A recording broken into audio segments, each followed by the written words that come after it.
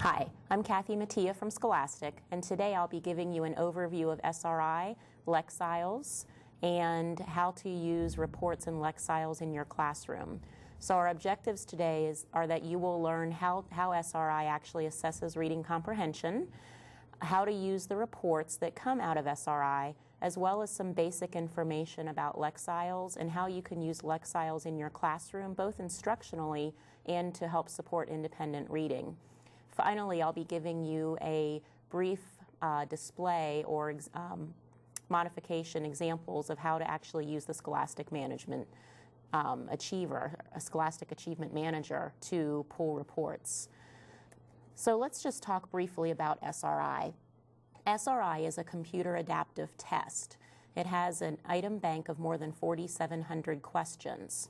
The SRI is designed to be given multiple times in a school year to initially assess reading achievement and then to act as a progress monitoring tool.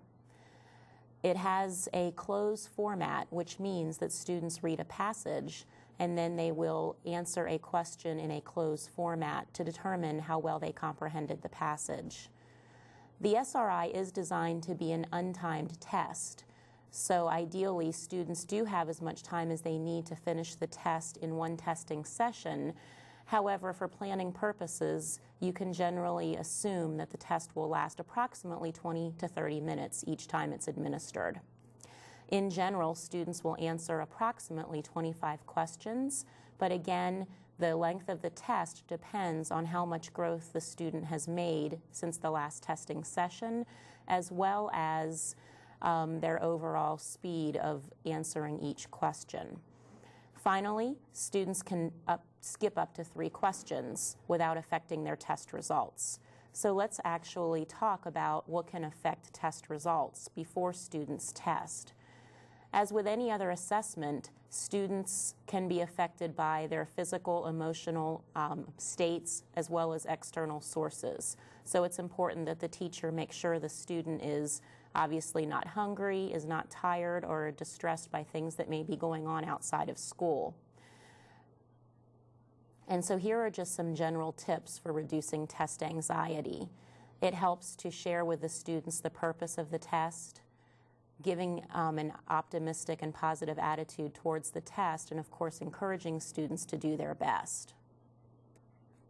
So let's take a look at the actual SRI student experience. Students will actually double-click on their desktop on the SRI icon that you see down at the bottom of the screen. Once they do that, they'll see their login screen. Students do need a username and password to access SRI. And if you don't know your student's username or passwords, there is an SRI student roster that you can print out, which will give you that username and password information. And I'll show you what that looks like a little later in this presentation. Once students successfully log into SRI, they're asked to choose up to 3 types of books they like to read.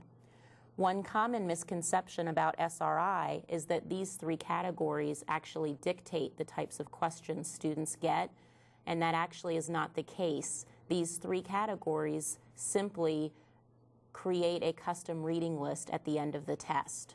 And so students can pick 1, 2, or 3 categories of books they like to read. Once they do this, the instructions for the test are read to them, and then the first time students test, they have the option of taking a practice test.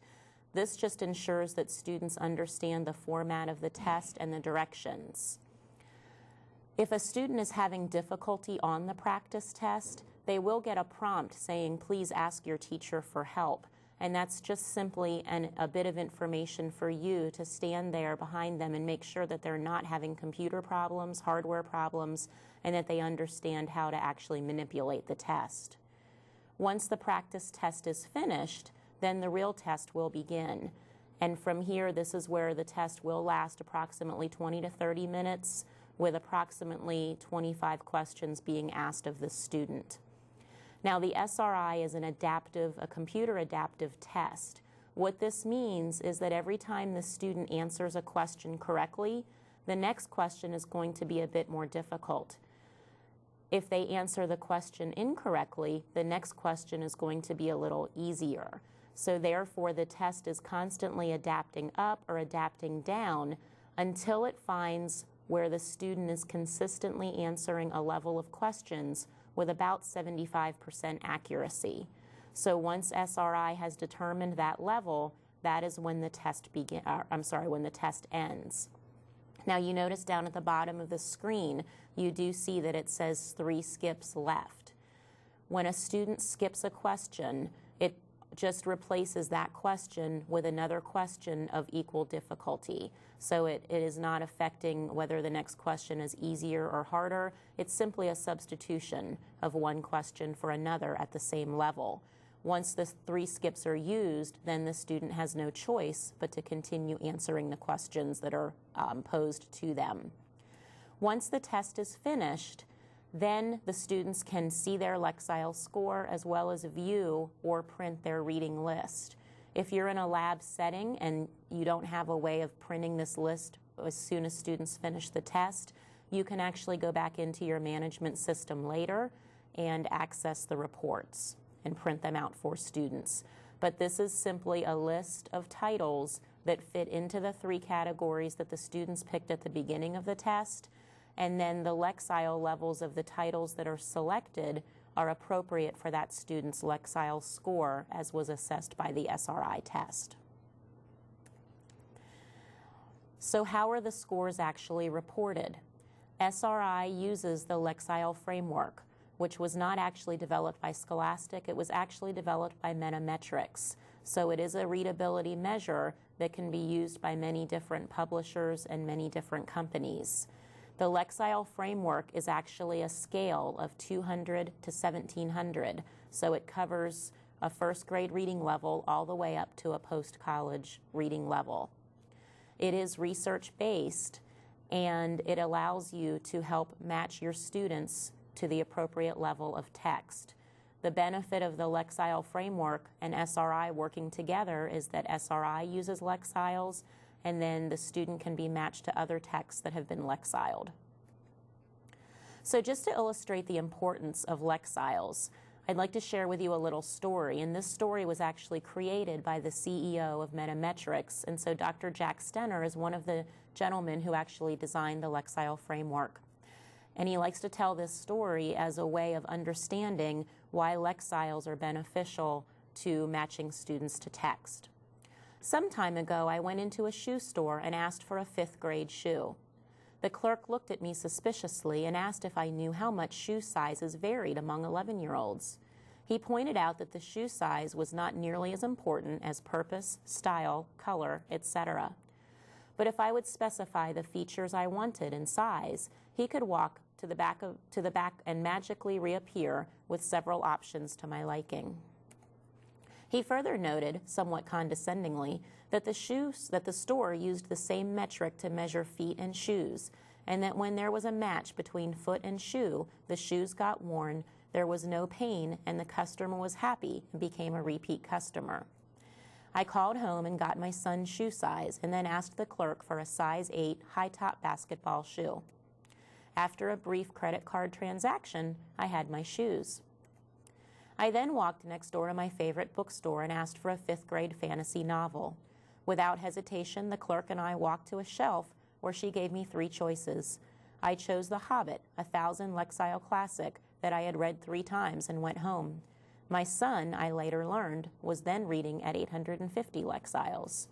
His understandable response was to put down the book in favor of passionately practicing free throws in the driveway.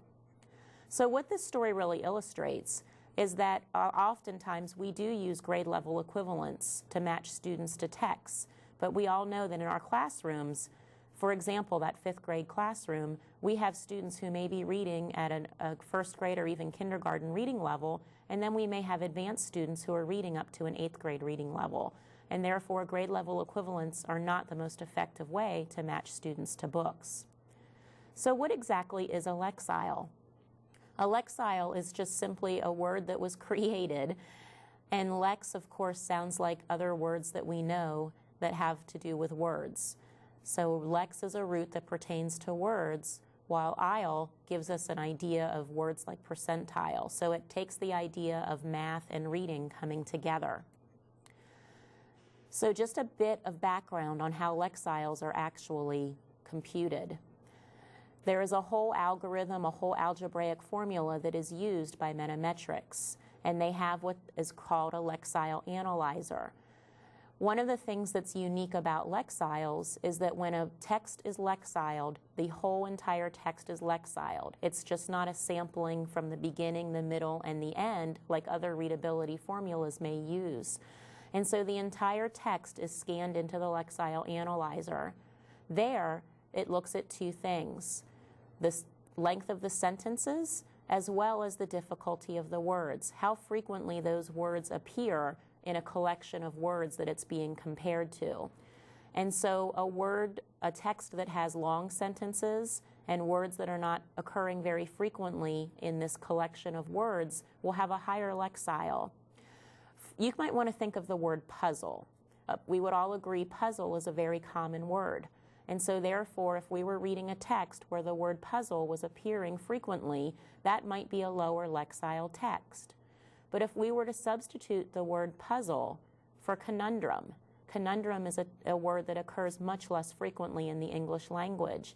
And so that consideration is taken into the Lexile score. A text that has conundrum is going to have a higher Lexile score than perhaps a text with the word puzzle. From here, going back to look at our actual slide, you'll see that while the text is being analyzed using the Lexile analyzer, the student Lexile is being determined through SRI. And this goes back to the idea that the text has been Lexiled, the student has a Lexile score, and now we're comparing apples and apples. So we're able to better match students to texts. I just want to show you some common children's books and the corresponding Lexiles. Because of Winn-Dixie, the third title on the list with a Lexile of 610, you'll notice this is about a 4th grade reading level versus Harry Potter and the Sorcerer's Stone, which is on a 6th grade reading level with an 880 Lexile and possibly even a 7th grade reading level. So these are just some common children's books as well as their Lexiles. I want you, though, to think about the books that you read as an adult. And here are some common and popular authors: James Patterson, Mary Higgins Clark, Michael Crichton, as well as some classics, The Color Purple, In Cold Blood. What do you think the Lexile level is of the books that you read for pleasure? You may be surprised. James Patterson, Along Came a Spider. That book is actually written at the same Lexile level as Because of Winn-Dixie. It's a 4th grade reading level. The Color Purple, which a lot of people consider to be a classic, that also was written on about a 4th to 5th grade reading level. John Grisham's books, The Firm, notoriously low-level books, but yet we read these books for pleasure. So bear in mind that it's not always about matching the student to their Lexile text. We also need to give kids opportunities to read easier books, because that's what we do for pleasure. If you were going to read a book on your Lexile level, then what you would be routinely reading are probably physics texts or social studies texts. And I don't know of any adult who tends to read those books for pleasure. Additionally, it's important to think about the Lexiles of newspapers. Oftentimes, we give our students assignments from newspapers. Find a current events article, read it, write a summary, and bring it in. But look at the Lexile levels of some of our national newspapers. The USA Today has a reputation for being kind of a dummied-down newspaper. It's for business travelers. But really, look at that Lexile level at 1200. All of these newspapers are in a high school reading level. And often we give our younger students these types of assignments. So just keep in mind that we have to be careful about knowing the texts of Lexiles before we ask students to do things independently. For many, many of our students, these texts would represent a frustrational reading range. One last bit of information to think about with Lexiles. Many, many of our students are graduating from high school with about an 800 Lexile level. So they're reading perhaps 6th, 7th, or 8th grade reading level in that range. But look at the job requirements of many of our jobs. Teachers, it's a 1350, 1400 Lexile requirement. Secretaries, nurses, again in the 1200s. Jobs that we typically consider to be blue-collar jobs, laborers, clerks, craftsmen, construction workers, all up around a 950, 1,000 range. And so think about how technological our society is becoming, and many of these jobs require higher level reading skills. And so look at the gap that exists between where many of our students are and what they need to be actual viable and productive citizens on the job front. So finally, just keep in mind that your results from SRI and using the Lexile framework can help you match your students to books, but it's not meant to be the only tool you use. You still have to take into consideration what you know about your students, likes, dislikes, and interests, but it is certainly another tool that can be in your toolkit to help you match students to books for both independent reading as well as helping you pick texts to offer classroom instruction.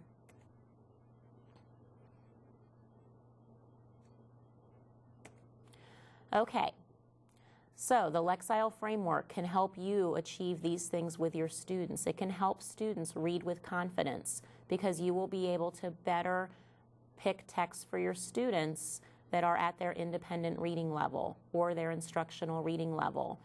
It can help students acquire more vocabulary by reading in a targeted reading range. And later on, I'll be helping you look at a report so that you can help your students read with greater confidence and success and become more highly motivated to read. One resource that you may want to make a note of to go back and look at later is Metametric's Lexile website, www.lexile.com. On this website, you can actually go into their database. Any text that has been Lexiled, you will be able to actually type in the title of a book and then find out if that book has been Lexiled, and if so, what that Lexile level is. There are also articles that you can read, professional articles, that will help you better understand Lexiles and how to use them in your classrooms. So that's a very free, valuable resource that you can access. So let's move now from Lexiles and the initial SRI assessment into looking at reports. So I'm going to take you through a number of reports that can be shared with parents, that can help you monitor instruction, monitor students' growth, and also plan for instruction. The first report is a report that you may want to pull up before your students initially test, and this is the SRI student roster. This report just simply lets you know what a student's username and password is, so that when you do go test your students, you can eliminate some of that time that it may take with students who don't know their usernames and passwords. So this is just simply a management report to help you better utilize your time when you get into that lab to SRI test your class. Once your students have finished testing, you may want to send home a parent letter. This parent letter is available through the teacher management system, through SAM, in both English and Spanish. It is customized with the student's name, with their Lexile score, as well as some general tips that parents can use to help their students with reading at home.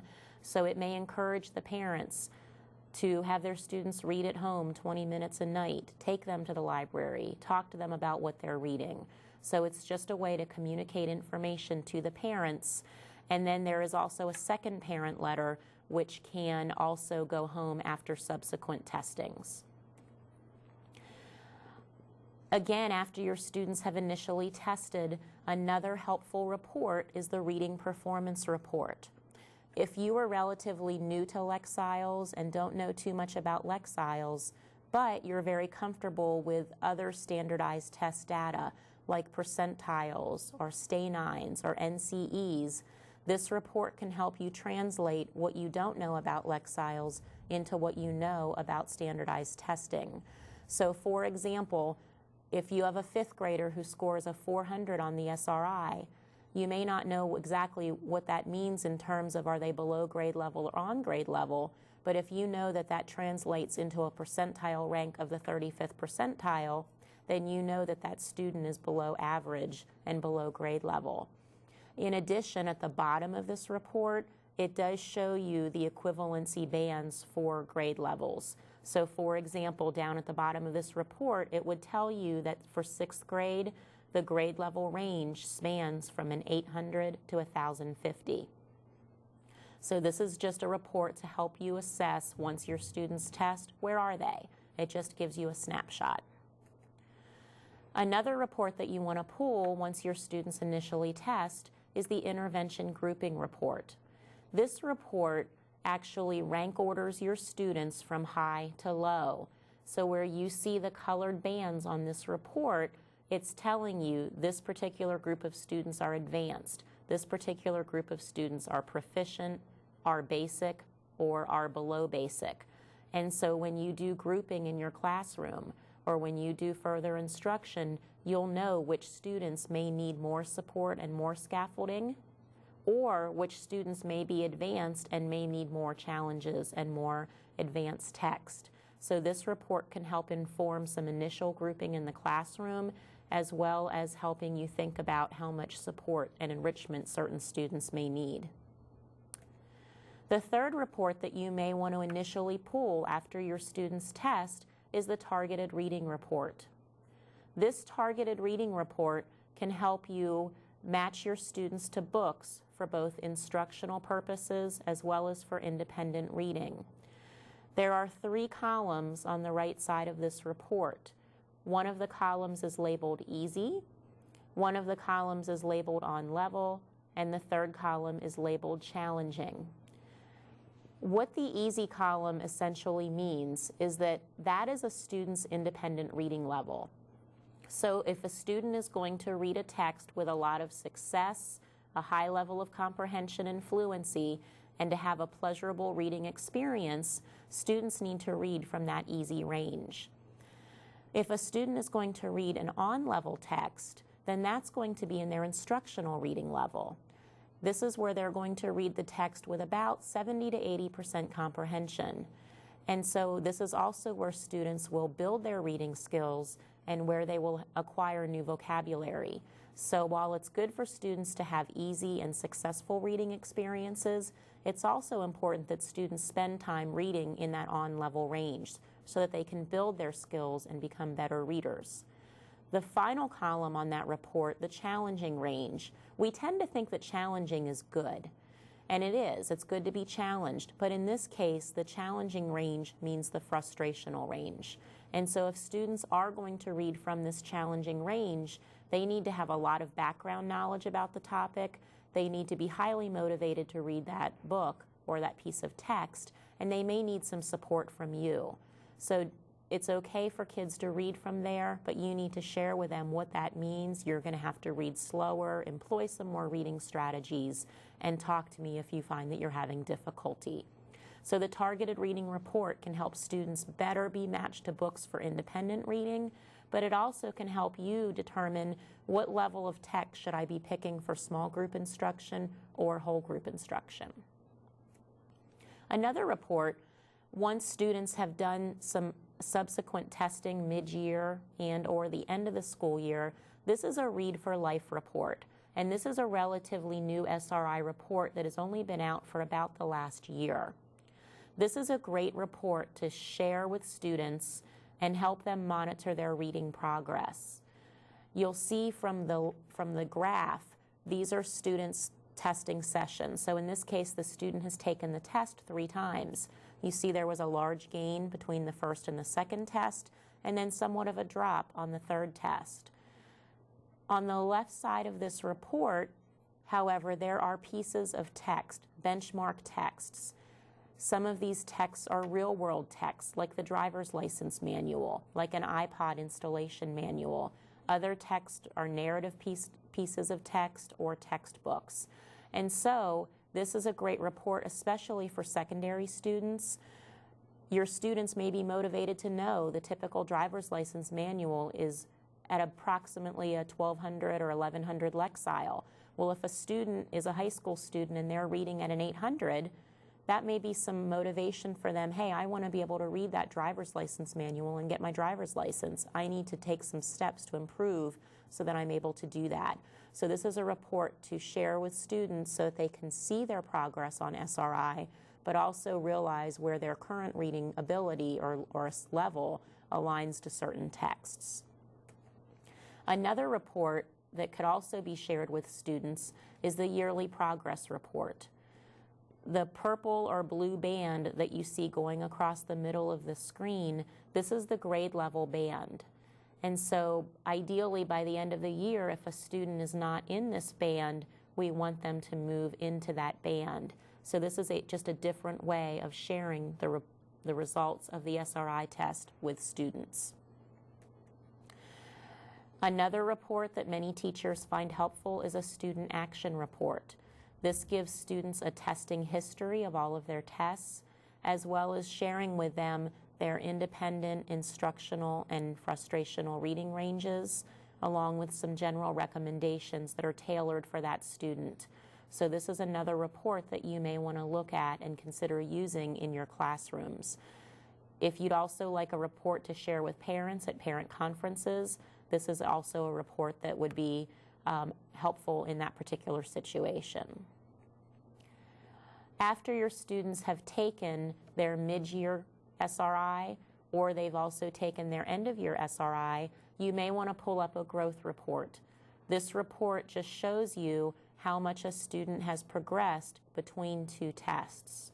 So you may want to compare beginning of the year to mid-year, may want to compare the mid-year to end of year, or you may want to see how much growth they made for the full school year. So this report tells you how much growth was made between two different tests. From here, if you'll notice at the bottom of the report, though, some students didn't make much growth. And so those are the students who you want to follow up with and determine, is what I'm doing in my class appropriate for them, or do I need to employ some different strategies to help those students make some additional growth? For some additional information, I mentioned before the Lexile.com website, so that's one helpful resource for you to go to. In addition, for more information about SRI and to see some frequently asked questions, you may want to visit scholastic.com/SRI. From there, click on the product overview and then click on frequently asked questions. This will answer questions if you have questions about validity, about student scores changing, as well as some more detailed information about how SRI actually works. The last thing we need to talk about today is actually how you get into the management system so that you can pull the reports yourself. So what we're going to do is log into the Scholastic Achievement Manager. And this should be a program that is on your desktop.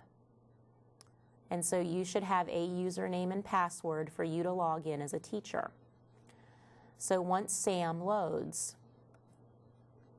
I'm just going to show you some of your basic functions. Okay? On the left side is what's called a smart bar. And on your smart bar, what you will see typically is just your classes and your students. So let me just move over and get to that particular view. Okay? Right now, I could be Margaret Shermer as a teacher. And so if I am Miss Shermer, what I see underneath my name are my classes, my second period and my fifth period, and then I see my students. If I actually want to see my second period, I would double click. And so now I'm looking at information on my second period. Or if I wanted to drill down and look at one particular student, I could double click on one student. So in this case, I'm looking at Christine Bracco. Now in SAM, you will do two primary things. Number one, you'll come up here to look at reports. So I'm going to click on this blue Reports tab. Right now, what I'm looking at are student reports. So for Christine Bracco, I can look at SRI reports that are for individual students. By coming back up here and double-clicking on a class, now I can see class reports. So these are all reports that I can pull up for any of my classes. Up here at the top, you can always change this if you'd like to show all reports or to show classroom or student reports. So I'm going to go ahead for my second period and pull the growth report. So to pull a report, it's just about 3 steps. I'm going to decide, okay, this is the report I'd like to look at. So this is my growth report. The second step is to come over here and look at the time period. So I'm going to go ahead and pull up this report for the current school year. And then I'm going to come down to the bottom and click on Run Report. What I see here is an on-screen version. So if I want to see the printable version, or what we sometimes call the pretty version, I'm going to click on Print Preview. And then this will generate a PDF version of this growth report. So once the report generates, from here I can print the report, I can save the report on a folder in my documents or on my desktop, or if I had a question about this report, I could email it to my reading coach, or if I had great growth, like what we see here in this report, I could email this to my principal and say, hey, look how great my students are doing. So this report has the ability to be shared without actually having to print the report out. Once I have either saved this or printed it, all I have to do is go up to the corner and X out, and then I'm back to my main screen. And then to get back to the report index, I just click on Show All Reports. Now, one thing that I just want to share with you to make it a little simpler is that you may think, well, if I want to pull up a report for an individual student, but I want to pull it up for every student in my class, I'm going to have to click on the student, run the report, print it, click on the next student, run the report, and print it. And that's not the case. So I just want to take a moment to share with you how you pull up an individual report for each student in your class, but for the whole class at one time. So I'm going to come back here, and I've double-clicked on my second period class. Up here where it says Classroom Reports, I'm going to change this to show Student Reports. So now I'm looking at student reports, but I'm going to pull it up for every student in the class. So I'm just going to go ahead and pull up that parent letter. Because I've SRI tested my students, I want to send that parent letter home to every student in the class. So I'm going to run the report, and I get a message that says I can't view this on screen. So to see it, I have to click Print Preview. Once I go up and click Print Preview in the upper right-hand corner, this will now generate a 16-page document. So this is the report for Christine, this is the report for Amy, for Chris, for Tiffany, etc. So from here, I can just print it out, and I'll have the report for every student in the class all at one time. So that is the basics of how you pull reports. The last tab that I'd like to share with you in SAM is the Books tab. This Books tab is actually a book expert.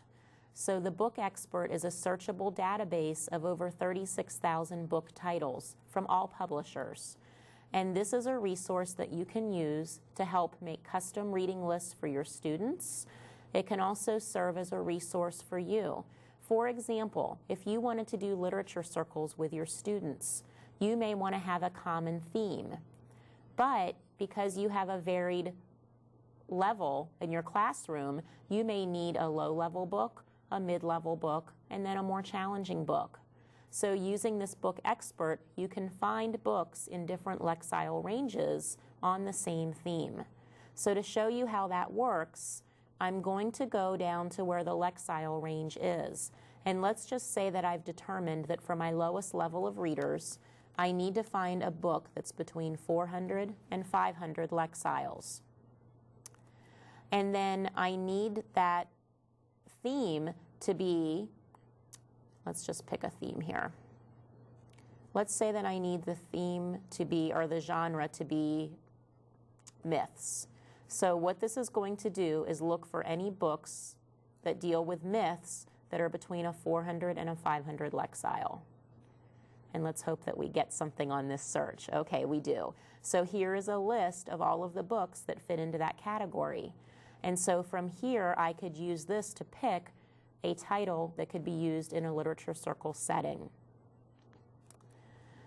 Going back to the search, this is something that you'll want to experiment with, but you can search for books by title. So if you have a classroom library that you'd like to Lexile, other than going to Lexile.com, you could also do that in the Book Expert. Simply type in the title of a book, and if it's in this book database, the Lexile level of that book would show up in this next window under search results.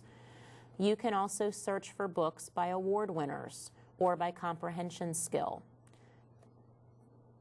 There is culture, there's genres, and there are also programs and series. So certain titles that are aligned with programs and series, you can search for that as well. You can also filter by interest level, and this is certainly helpful at the elementary level. If you have students who are very advanced readers, it's not always appropriate for them to be reading those higher Lexile texts because they may contain questionable content, especially if it's an adolescent literature title. So you can make sure that you filter by interest level, 3 through 5, let's say, for example, but higher Lexile level texts. Or the opposite is true. If you have a low-level high school reader, you don't want that student reading The Cat in the Hat, so you can actually do a search for lower Lexile texts, but that are appropriate for a high school interest level. So there are lots of various filters on this Book Expert that you can use to filter through books. So the Book Expert and then your reports, these are the two main tabs that you will use in the Scholastic Achievement Manager to access reports and then have a tool for finding books. Okay, that concludes this session on SRI and Lexile. I'd like to thank you for spending some time learning more about SRI and Lexiles. And remember that you do have those two online resources, scholastic.com/SRI and lexiles.com. Thank you.